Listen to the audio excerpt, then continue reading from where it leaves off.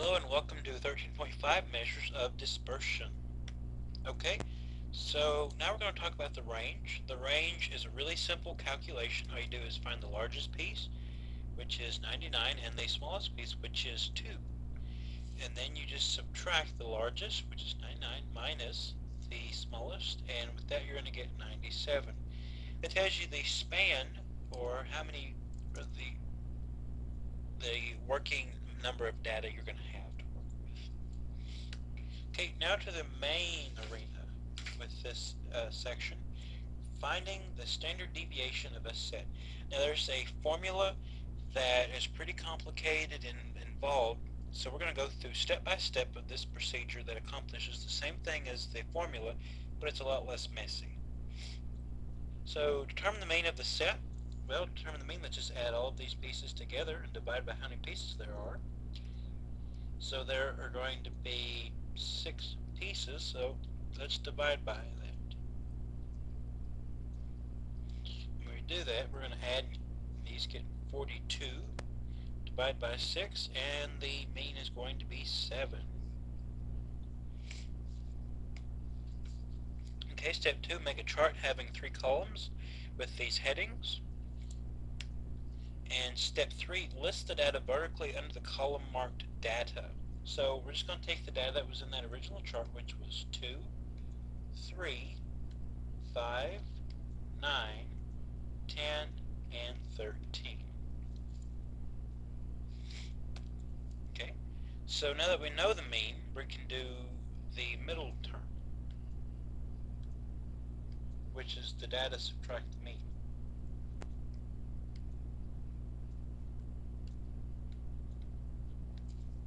So we can do 2 minus 7, because 7 was the mean, 3 minus 7, 5 minus 7, 9 minus 7, 10 minus 7, and 13 minus 7. And now we're just going to go through and solve these.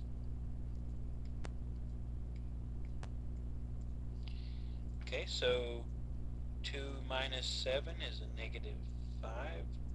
3 minus 7 is a negative 4. 5 minus 7 is a negative 2. 9 minus 7 is 2.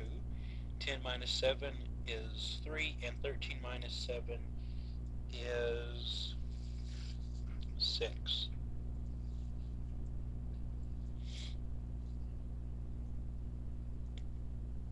So now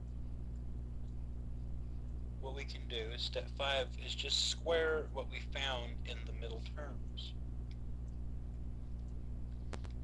So this middle term, we had negative 5, negative 4, negative 2, just 2, 3, and 6. So now if we go through and actually square it, negative 5 squared is 25.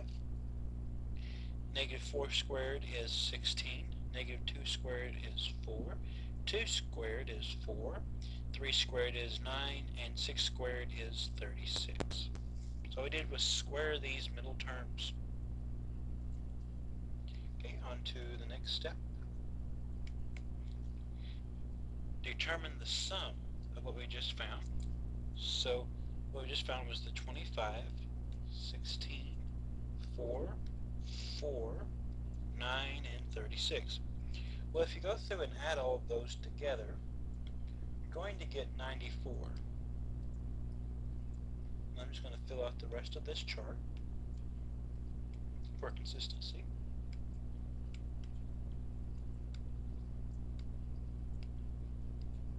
So we got 94 as the total. Now we can look at the next step of the problem. Okay, divide the sum obtained in step 6 by the quantity n minus 1, where n is the number of pieces of data. Well, if we refer back, there were 6 pieces of data, so n equals 6. So n minus 1, or 6 minus 1, equals 5. So the sum from step 6 was 94, and we can divide that by 5, and for that we get 8.1, or 8.8, excuse me. Okay. from step 8, what we want to do is take the solution from step 7, the 18.8, and take the square root of it. And what happens when we take the square root of 18.8? We get 4.34. And that is the standard deviation for that set of data.